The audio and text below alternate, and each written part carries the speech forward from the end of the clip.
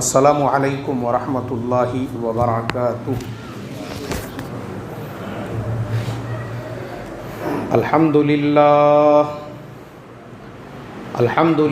نحمده ونستعینه ونستغفره ونؤمن به ونتوکل علیہ ونعوذ باللہ من شرور انفسنا ومن سیئات اعمالنا من يهده الله فلا مضل له ومن يضلله فلا هادي له ونشهد أن لا إله إلا الله وحده لا شريك له ونشهد أن سيدنا ومولانا محمدا عبده ورسوله الذي أرسل بالحق بشيرا ونذيرا، أما بعد فقد قال الله تبارك وتعالى: أعوذ بالله من الشيطان الرجيم، بسم الله الرحمن الرحيم.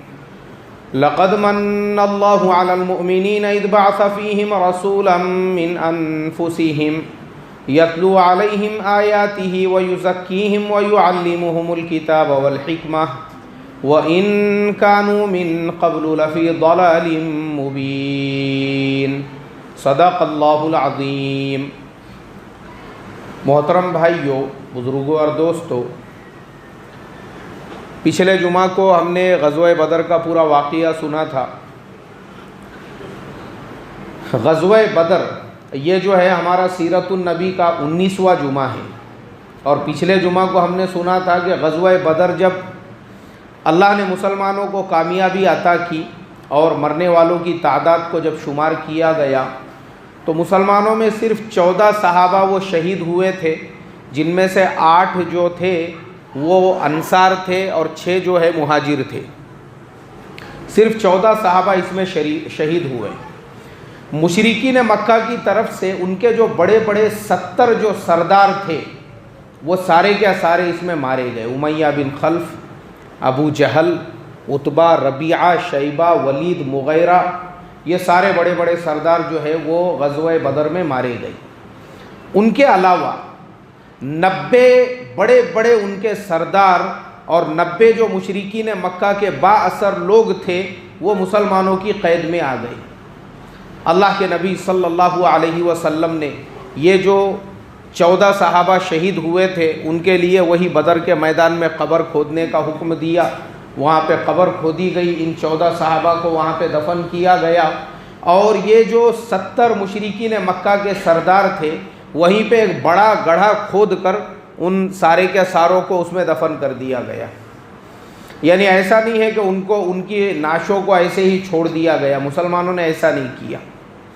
اور اس کے بعد اللہ کے نبی صلی اللہ علیہ وسلم نے حضرت عبداللہ ابن رواحہ رضی اللہ تعالی عنہ کو اور ان کے ساتھ ایک چھوٹی سی جماعت کو یہ خوشخبری سنانے کے لیے مدینہ منورہ کی طرف روانہ کیا کہ جاؤ مدینہ منورہ میں جا کر یہ خوشخبری سناؤ، اللہ نے مسلمانوں کو کامیابی عطا کی. تو حضرت عبداللہ ابن رواحہ رضی اللہ تعالیٰ عنہ کہتے ہیں یہ خوشخبری لے کر جس وقت میں مدینہ میں داخل ہوا تو حضرت اسامہ ابن زید کو اللہ کے نبی نے مدینہ کا ان کو جب تک اپنا نائب بنا کر ان کو گئے تھے کہ میرے غیر موجودگی کے اندر تم مدینہ میں میرے نائب رہو گے.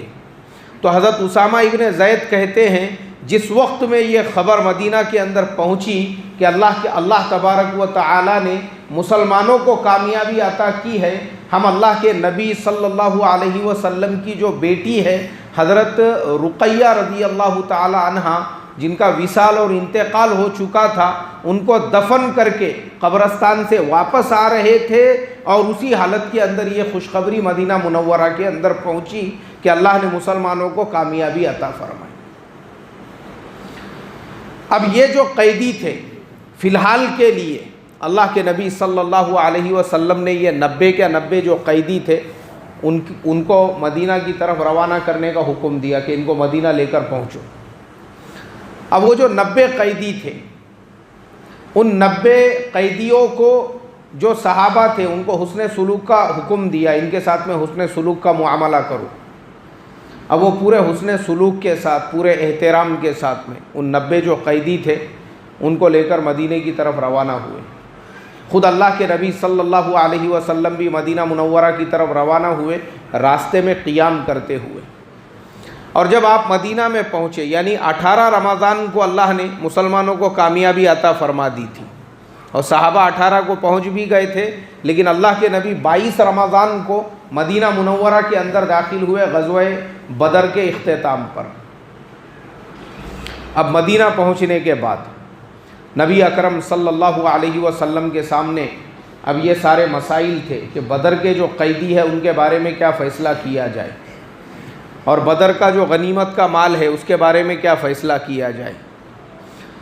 تو سب سے پہلے فیصلہ کیا گیا بدر کا جو غنیمت کا مال تھا۔ غنیمت کسے کہتے ہیں؟ غنیمت اس مال کو کہتے ہیں جب کسی کے ساتھ میں جنگ ہو جاتی ہے اور سامنے والی فوج جو اپنے ہتھیار ہے، جو اپنے جانور ہے، جو اپنی سواریاں ہیں، جو اپنے غلام اور باندیا ہے، وہ چھوڑ کر بھاگ جاتے ہیں میدان جنگ کے اندر، اس کو غنیمت کا مال کہتے ہیں، کیونکہ ان کو اپنے جان بچانے کی پڑی ہوئی ہوتی ہے۔ تو وہ جو غنیمت کا مال ہوتا ہے اس کے بارے میں پھر فیصلہ کیا جاتا ہے، وہ غنیمت کا مال کس طریقے سے آپس میں تقسیم کیا جائے۔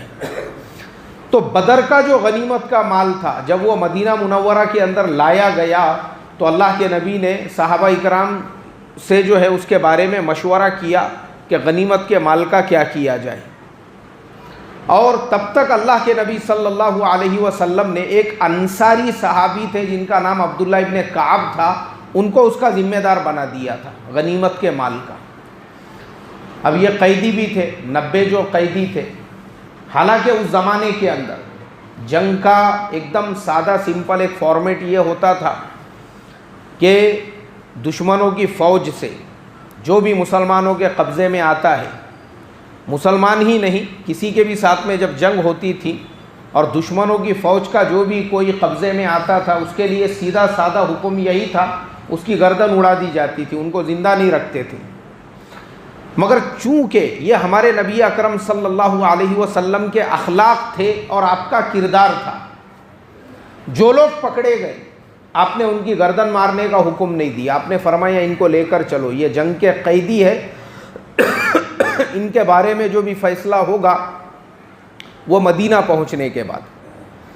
حالانکہ میں نے آپ کو پچھلے جمعہ میں بھی بتایا تھا کہ میں نے فرسٹ ورلڈ وار کے اوپر ایک پورا کیا پورا میرا جو ہے ایک بیان ہے، اس میں نے پوری پہلی جو جنگ عظیم ہے اس کے بارے میں بتایا ہوں، وہ میرے چینل کے اوپر ہے، آپ کو یوٹیوب کے اوپر ملے گا۔ وہ میرا پورا کیا پورا ایک مکمل بیان ہے جس میں ہم نے اس میں یہ بتائے تھے کہ فرسٹ ورلڈ وار کیوں ہوئی، کیسے ہوئی، اس میں نقصان کتنا ہوا، کتنے لوگوں کی جانیں گئی۔ تو اس کے اندر میں نے یہ بتایا تھا کہ آج جو ہے نا یہ جو یورپ کی قومیں ہیں، یورپ کے جو لوگ ہیں اپنے آپ کو بہت بڑا مہذب سمجھتے ہیں، پوری دنیا میں انہوں نے مسلمانوں کو جو ہے ٹیررزم کے نام سے بدنام کیا ہوا ہے، ریڈیکل اسلامک ٹیررزم کے نام سے پوری دنیا کے اندر مسلمانوں کو بدنام کیا کہ مسلمان ایسے ہے، مسلمان ویسے ہے، مسلمان جنگ کرتے ہیں اور مسلمانوں کی وجہ سے ہی پوری دنیا کو دھوکہ ہے۔ آج پوری دنیا میں انہوں نے کس کو بدنام کیا بھائی؟ مسلمانوں اور اسلام کو بدنام کیا۔ تو حالانکہ ریئلٹی یہ ہے کہ وہ خود کتنے خونخوار تھے اور انہوں نے انسانیت کا کیسا قتل عام کیا۔ اگر آپ وہ فرسٹ ورلڈ وار کی پوری تاریخ اور ہسٹری سنو گے تو آپ کو پتہ چلے گا کیسے انہوں نے انسانیت کے ساتھ میں ننگا ناچ کھیلا کہ فرسٹ ورلڈ وار کے ٹائم پر ایک دن ایسا تھا، اسے جو ہے نا بیٹل آف سوم کہتے ہیں، بیٹل آف سوم 1918 کا ایک دن۔ اس دن جب بیٹل آف سوم ہو رہی تھی، وہ ایک دن کے اندر صرف برٹین کی جو فوج ہے اس کے 80,000 لوگ مارے گئے۔ کتنے لوگ مارے گئے بھائی؟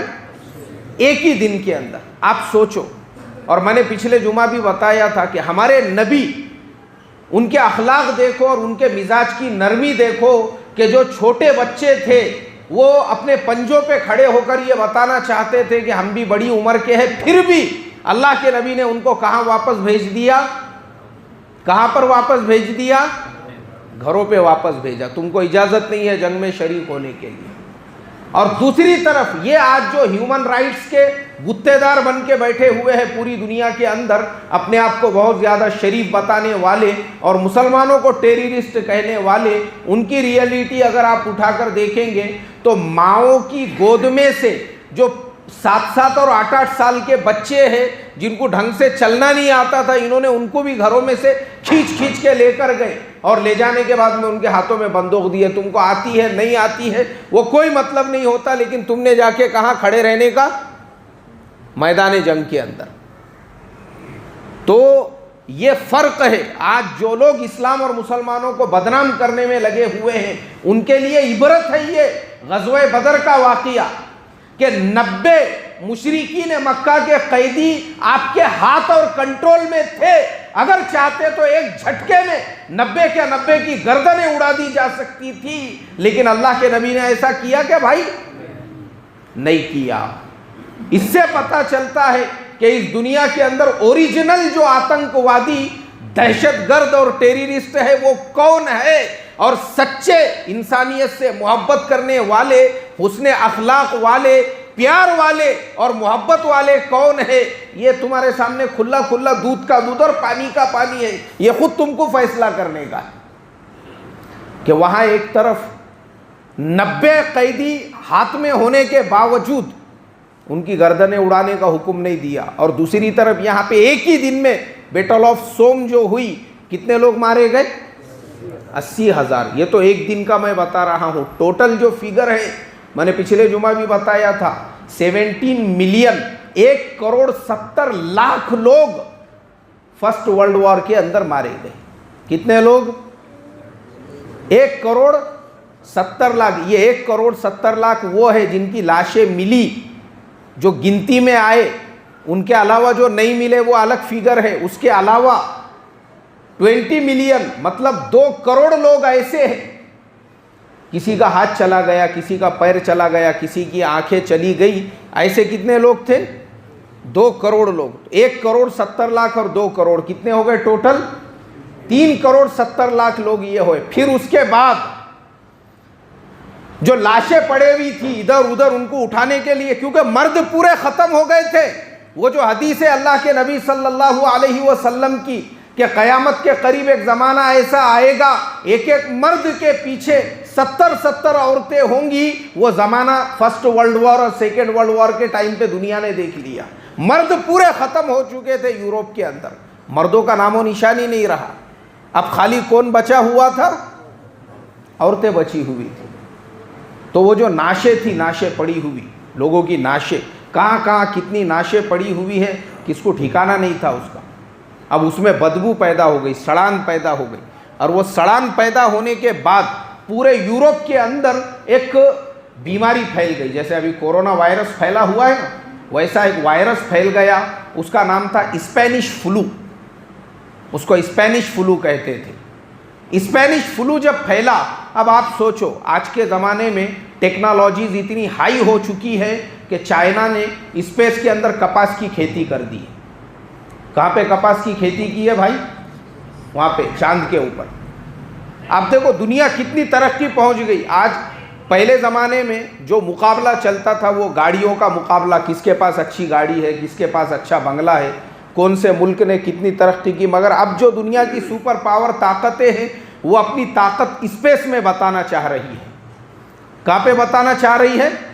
اسپیس کے اوپر۔ مثال کے طور پہ امریکہ کہتا ہے ہم چاند پہ پہنچ گئے، اب چاند تو بہت چھوٹی چیز ہو گئی بولے، تو جو مارس، جو ستارہ نظر آتا ہے، وہاں پہ جا کے ہم نے بور کھود ڈالے وہاں پہ پانی کے واسطے میں۔ کیا کھود دیے وہاں پہ؟ بور کھود دیے، بور۔ اور یہاں زمین پہ جو لوگ رہ رہے ان کو پینے کے واسطے پانی ہے کیا؟ ارے بھائی بولو نا، ان کو پینے کو پانی نہیں، اور انہوں نے کہاں بور مار دیے لی جا کے؟ مارس کے اوپر۔ پاک فائنڈر انہوں نے بھیجے، اس کو جانے کو کم سے کم 8 مہینے لگے بولتے وہاں پہ۔ چائنا والوں نے بولے ہم تمہارے سے پیچھے تھوڑی ہے، ہم نے چاند کے اوپر کپاس کی کھیتی کر دی ہے۔ کائی کی کھیتی کی ہے؟ کپاس کی کھیتی۔ کہاں پر؟ چاند پہ جا کے کر دی۔ ارے وہاں پیرنے سے اچھا یہاں دنیا میں 50 ہزاروں کلومیٹر کے ریگستان پڑے ہوئے ہیں، وہاں کرنے کا تھا، کم سے کم وہ ایریے کے لوگوں کا ڈیولپمنٹ ہوتا تھا۔ تو میں نے جب یہ نیوز پڑھا چاند پہ کپاس کی کھیتی میں بولا چلو اچھا ہے اپن بھی جائیں گے چننے کے واسطے, کوئی مسئلہ نہیں ہے. گاؤں میں نہیں کیا ڈال لے کے جاتے کپاس خود چننے کے واسطے کھیت میں, تو میں بولا چلو اچھا ہے اپنے کو بھی موقع مل جائے گا, کپاس چننے کو جائیں گے وہاں پہ کم سے کم. تو رشیا نے کیا کیا, اس نے بولا یار کپاس کی کھیتی اور یہ بور مارنا یہ پرانی باتیں ہو گئی, اب ہم نے تو پلاٹنگ شروع کر دی ہے بولے چاند کے اوپر, جس کو ہونا. ارے ہنسی کی بات نہیں ہے, آپ کے پونا شہر کی ایک فیملی نے 25 لاکھ روپے میں وہاں پر جو ہے پلاٹ خریدا ہوا ہے. 25 لاکھ روپے میں ایک ویب سائٹ پہ جا کے انہوں نے 25 لاکھ روپے میں وہاں پہ انہوں نے ایک گنٹے کا پلاٹ خریدے تھے. 2-3 سال کے بعد جب چیک کر رہے تو وہ ویب سائٹ ہی وہاں پہ مل نہیں رہی ہے, ان ختم ہو گئی. ماما ہی گیلا نہیں دسمیاں ہی گیلا, پیسے بھی گئے اور پلاٹ بھی نکل گیا. تو یہ جو دنیا کی سپر پاور طاقتیں ہیں میں آپ کو وہی بتانا چاہتا ہوں. آپ سوچو آج اتنی ترقی انہوں نے کر لی, لیکن ایک کورونا وائرس جو آیا پوری دنیا میں ابھی تک اس کا نہ کوئی علاج پیدا ہو سکا, نہ گولی پیدا ہو سکی, نہ انجیکشن پیدا ہو سکا. بے بس ہے انسانیت اس کے سامنے. تو ہم اس کو اللہ کا عذاب نہیں کہہ سکتے. کیا نہیں کہہ سکتے بھائی؟ ہاں, یہ جو بہت سارے ان پڑھ جاہل مسلمان میسج چلاتے نا, بولے کورونا وائرس اللہ کا عذاب آ گیا. اللہ کا عذاب نہیں ہے یہ, اللہ کا عذاب ایسی نہیں آتا. اللہ کا عذاب آنے کے لیے ایک پوری پروسیسنگ ہے اس کی. کیا ہے اس کی پروسیسنگ ہے. اللہ کا عذاب کب آتا ہے؟ جب تمہارے بیچ میں نبی ہے اور نبی کو لوگ ستا رہے پریشان کر رہے, تب اللہ کی طرف سے نبی کو حکم آتا ہے تم اس قوم کو چھوڑ کے نکل جاؤ. اب اس قوم کے اوپر کیا آنے والا ہے؟ اللہ کا عذاب تب آتا ہے. یہ بیماری ہے یہ, اور سب متاثر ہے اس سے. ایسا نہیں ہے, انڈیا میں جو پہلا آدمی مرا ہے کل وہ بھی مسلمان تھا. اب آپ کیا بولیں گے؟ اللہ کا عذاب بولیں گے اس کو؟ 70 سال کے جس بزرگ کا, وہ سعودی سے آئے ہوئے تھے. اس کی وجہ سے حرم شریف کو تالا لگایا ہوا ہے, وہاں پہ طواف نہیں ہو رہا ہے, پورا سناٹا چھایا ہوا ہے, عمرے پہ پابندی لگا دی گئی ہے, تو بھی آپ اس کو اللہ کا عذاب بولیں گے؟ تو ایسے الفاظ نہیں استعمال کرنا چاہیے. یہ ان پڑھ اور جاہل پنے کی نشانی ہے. اللہ کا عذاب, اللہ کا عذاب, اللہ کا عذاب. اللہ کا عذاب کیسے ہوتا ہے؟ جب تمہارے درمیان میں نبی ہے, نبی کو قوم ستا رہی ہے, اور جب وہ نبی کو اللہ کا حکم آئے قوم کو چھوڑ کر نکل جاؤ, اس کے بعد جب نبی اس قوم کے لیے بد دعا کرے گا تب اس قوم کے اوپر کیا آئے گا بھائی؟ اللہ کا عذاب آئے گا. یہ اللہ کا عذاب نہیں ہے. اور بہت سارے نادان مسلمان میں دیکھ رہا ہوں وہ اس پہ بھی خوشیاں منا رہے ہیں. بولے چائنا میں وہ گورنمنٹ نے پردے پہ پابندی لگا دی تھی, اس کے لیے بولے اللہ نے ان کو پردہ پہنا دیا. یہ بھی جہالت والی بات ہے. کتنے لوگوں نے دیکھے جا کے وہاں پہ چائنا میں پردے پہ پابندی ہے بول کر؟ مجھے بتاؤ, جو میسج چلانے والے ہیں کتنوں نے دیکھے پابندی ہے وہاں پہ؟ بولے وہاں نماز پہ پابندی لگا دی, اذان پہ پابندی لگا دی. اور ایسے ایسے لوگوں کو دیکھا میں نے جس کو اپنے محلے کے بازو کے محلے کی صحیح سے خبر نہیں ہے, اپنے گاؤں کے بازو کی صحیح سے خبر نہیں ہے. وہ کہاں کے بارے میں فتوے دیتے بیٹھا ہوا ہے؟ چائنا کے بارے میں. کتنی غلط بات ہے. حالانکہ اپنی اسی مسجد کے اندر چائنا کی مستورات کی جماعت نے 3 دن قیام کیا تھا, اپنی اسی مسجد کے اندر. اور ساتھیوں سے ہم نے پوچھے, انہوں نے بولے وہاں ایسا کوئی مسئلہ نہیں ہے. اللہ کے فضل و کرم سے آج تو اللہ نے دعوت کے کام کے لیے وہاں ایسے دروازے کھول دیے ہوئے ہیں کہ مسلمان تو مسلمان, وہاں کی جو دوسری قومیں ہیں وہ بھی ایسی امٹ کے دعوت کے کام کی طرف آ رہی ہے. حقیقت یہ ہوتی ہے, یہ ریئلٹی ہوتی ہے. اور جھوٹ اور جہالت وہ ہوتی ہے اپنا ہاتھ میں گائے چھاپ زردہ ملتے ہوئے. چائنا میں بہت ظلم ہو رہا تھا, بولے اس لیے عذاب آیا اللہ کا. فجر پڑھا کیا تو نے؟ تیری نمازوں کا ٹھکانہ ہے؟ نہیں, اپنا کچھ نہیں ہے, عذاب آ رہا. ہاں تیری دعا سے چاہ رہا. بہت گھس رہا نا تو, جتنا گھسیں گا اتنا فرشتے جوش میں آئیں گے اوپر. یہ مسلمانوں کا حال ہے, یہ جہالت. اور آج کل میں نے دیکھا ایک اور آڈیو جو ہے مسلمانوں میں وائرل ہوا ہے سوشل میڈیا پہ, پچھلے 3-4 دنوں سے میں سن رہا ہوں.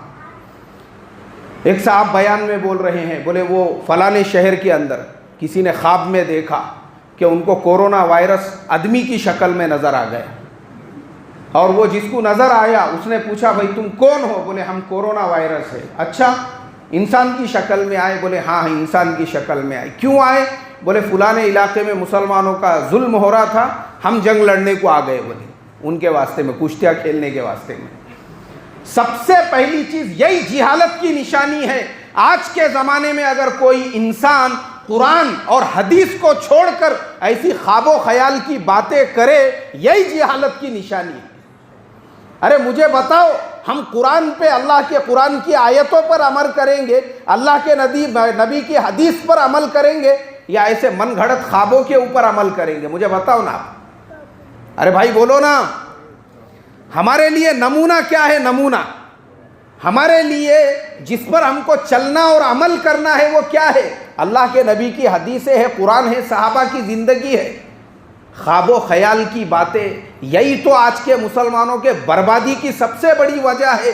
جو بنیاد ہے قرآن اور حدیث، اس کو چھوڑ کر آج کا مسلمان خواب و خیالوں کی زندگی میں جی رہا ہے۔ کون سے زندگی میں جی رہا ہے بھائی؟ خواب و خیال کی زندگی میں۔ پریکٹیکل اس نے چھوڑ دیا۔ اسلام کے اندر خواب و خیال، اللہ کے نبی اور صحابہ، ابھی یہ جو بدر کا واقعہ میں آپ کو سنا رہا ہوں، یہ خواب و خیالوں میں نہیں ہوا تھا۔ یہ کیسا ہوا تھا؟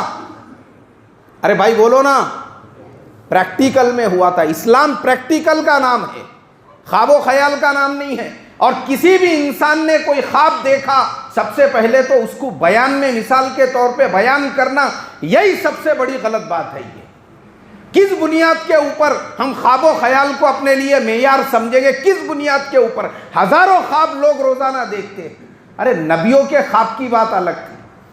کس کے خواب کی بات؟ نبی جو خواب دیکھتے تھے ان کا خواب وہی ہوتا تھا۔ اور افسوس اس بات پر ہوتا ہے، اس زمانے کے پڑھے لکھے لوگ بھی جاہلوں کی طرح سے اس طرح کے خواب وغیرہ بیانات کرتے ہیں، اور مسلمانوں کو یہ کہتے کہ دیکھو یہ خواب میں بشارتیں آ رہی ہیں، حالانکہ جس نے دیکھا اس کا کوئی ٹھکانہ نہیں ہے۔ اللہ حفاظت فرمائے۔ تو اس لیے میرے محترم دوستو، میری آپ تمام لوگوں سے درخواست ہے، یہ سب باتیں جو ہے نا، یہ خواب و خیالات والی باتیں، اس کو اپنے دماغ سے نکالنے کا اور اپنے سامنے کس کو رکھنے کا؟ قرآن اور اللہ کے نبی کی سنتوں کو۔ بہرحال اب وہ جو 90 قیدی تھے، تو میں یہی بتا رہا تھا آپ کو کہ ہمارے نبی کتنے رحیم اور شفیق تھے۔ اگر چاہتے تو وہ 90 کے 90 کی کیا مارنے کا حکم دیتے تھے؟ گردن مارنے کا حکم دیتے تھے۔ آپ نے گردن مارنے کا حکم دیا؟ مشورہ کیا صحابہ سے۔ حضرت عمر فاروق رضی اللہ تعالیٰ عنہ کہنے لگے، بولے اے اللہ کے نبی، یہ جو 90 قیدی ہے نا، اس میں میرا بھائی بھی ہے، آپ کے چچا حضرت عباس ہے، حضرت مصعب ابن عمر کا بھائی بھی ہے، اور بہت سارے لوگ ہم ایسے ہیں آپس میں سب ایک دوسرے کے رشتہ دار ہیں۔ تو ایک کام کرتے ہیں، ہر رشتہ دار اپنے ہاتھ میں تلوار لے کر اپنے اسی سگے رشتہ دار کی گردن مار دے اور اس کو قتل کر دے، تاکہ قیامت تک آنے والے انسانیت کو ایک سبق مل جائے کہ اب ہم صاحب ایمان بن چکے ہیں، اب ہم دودھ اور خون کے رشتے سے نکل کر ایمان کے رشتے پر جمع ہو چکے ہیں۔ ان کا ہمارا دودھ اور خون کا کوئی رشتہ نہیں، اگر یہ ایمان والے ہیں تو ان کا ہمارا رشتہ ہے۔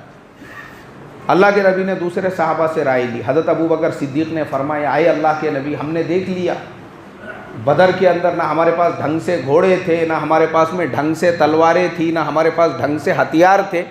ایک کام کرتے ہیں، یہ جو 90 قیدی ہے اس میں سے کچھ پڑھے لکھے ہیں، ان پڑھے لکھوں کو ہم دوسروں کو سکھانے کا حکم دیتے ہیں، اور جو مالدار ہے 4000 3000 2000 اوقیہ جیسا ان کے وہاں سے چاندی آتی ہے یا درہم آتے ہیں، وہ لے کے ان کو چھوڑ دیتے ہیں۔ تو اس کا سب سے بڑا فائدہ یہ ہوگا کہ ہم لوگ اپنے آپ کو تھوڑا سا مضبوط بنا لیں گے، انہی پیسوں سے ہتھیار خرید لیں گے، انہی پیسوں سے مسلمانوں کی جو مسلمانوں کا جو ڈیفنس کا جو پاور ہے، جو طاقت ہے، وہ مضبوط ہو جائے گی۔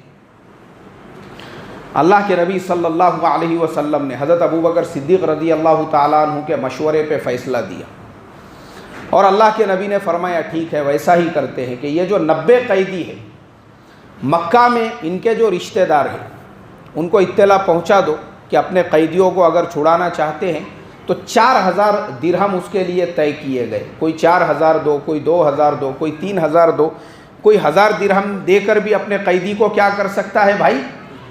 چھڑا سکتا ہے۔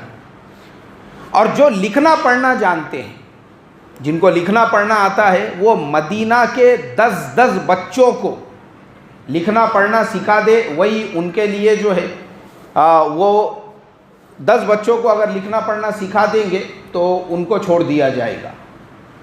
अब देखो इसमें 2 इबरतें हैं।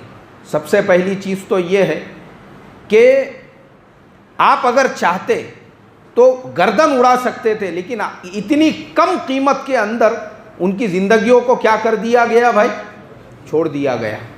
4000 किसी के रिश्तेदार ने 4000 दिरहम चांदी भेजे, उनको छोड़ दिए।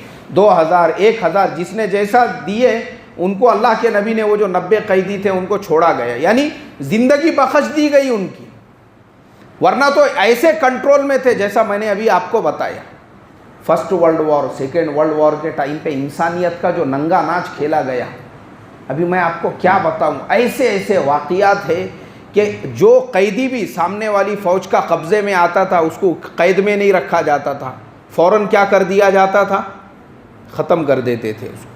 और यहाँ हमारे नबी के अखलाक देखो, 1000 2000 जैसा भी चांदी आते गई आप उनको छोड़ते गए। अब जो लिखना पढ़ना जानते थे उनके लिए ये तय किया गया कि मदीने के कितने कितने बच्चों को सिखाएंगे, 10-10 बच्चों को सिखाएंगे।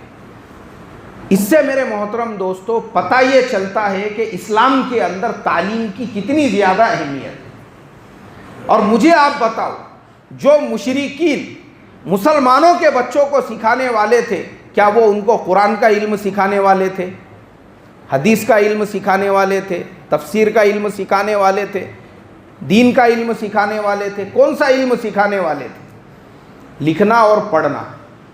तो पता ये चला आज के ज़माने में भी मुसलमानों के लिए लिखना और पढ़ना और तालीम उसकी कितनी बड़ी अहमियत है। हमारे नबी ने तालीम को कितनी ज़्यादा अहमियत दी। इसलिए हमारे ज़माने में भी चाहे कोई भी इल्म हो, मुसलमानों के बच्चों ने उसे क्या करना चाहिए, अरे भाई बोलो ना, सीखना चाहिए उसको। भले अंग्रेज़ी का इल्म हो, मराठी का इल्म हो, अगर मुसलमान अंग्रेज़ी नहीं सीखेंगे, दुनिया में जाके क्या आप हिंदी में और उर्दू में तबलीग का काम करोगे? सीखना पड़ेगा आपके बच्चों को। कोई भी इल्म हो, अगर आपकी नीयत ये है मुझे इंसानियत को फ़ायदा पहुंचाना है, आपका वो इल्म सीखना भी आपके जन्नत में जाने का ज़रिया बनेगा। हाँ, क्योंकि हम अपने बड़ों से सुनते हैं, बाहर मुल्कों से जो जमातें आती है मरकज़ के अंदर, तकाज़े आते हैं वहाँ पे। एक मरतबा उलमा के जोड़ में ये सुनने को मिला, वहाँ से बार बार ये तकाज़े आते हैं कि भाई अंग्रेज़ी बोलने वाले और अरबी बोलने वाले यहाँ भेजो, इसलिए कि वहाँ पर जो बाहर मुल्कों की जमातें आती हैं वो जमातें वहाँ रहकर ये बोलती है भाई हम यहाँ तुम्हारे यहाँ मेहमान बनकर नहीं आए हैं, हमारे यहाँ पे खाने पीने को तुम्हारे से अच्छा है, रहने के लिए तुम्हारे से अच्छे मकानात है, यहाँ पे हम खाने और रहने को नहीं आए, हमको आके 8 दिन हो गए 15 दिन हो गए, किसी न किसी इलाके में काम करने के लिए भेजो। मगर उस जमात को वो इलाके में सिर्फ इसलिए काम करने के लिए नहीं भेज सकते क्योंकि उनके साथ में कौन नहीं है, ना अंग्रेज़ी जानने वाला है और ना ही अरबी जानने वाला है। तो मुसलमानों के लिए अंग्रेज़ी सीखना भी ज़रूरी है। जब तक हम हमारे बच्चे अंग्रेज़ी नहीं सीखेंगे, दुनिया को इस्लाम कौन सी ज़ुबान में सिखाएंगे? तो अल्लाह के नबी ने जो हुक्म दिया वो कैदियों को, हालांकि वो कैदी कुरान हदीस नहीं सिखाने वाले थे, वो लिखना पढ़ना, मगर बोले सिखाओ, ताकि 10 बच्चों को अगर तुम सिखाओगे तो वही तुम्हारे लिए जो है तुम उतने फ़िदिया होगा, उसी पर तुमको छोड़ दोगे। अब इसके बाद मेरे मोहतरम दोस्तों अगले जुमा को इंशाअल्लाह ग़ज़वा उहद का वाक़या तफसील के साथ में बयान होगा। आप तमाम लोगों से मैं दरख्वास्त करता हूँ वक्त पे पहुँचने की फ़िक्र और कोशिश करें, जिनकी सुन्नतें बाकी है वो आगे बढ़ जाए भाई।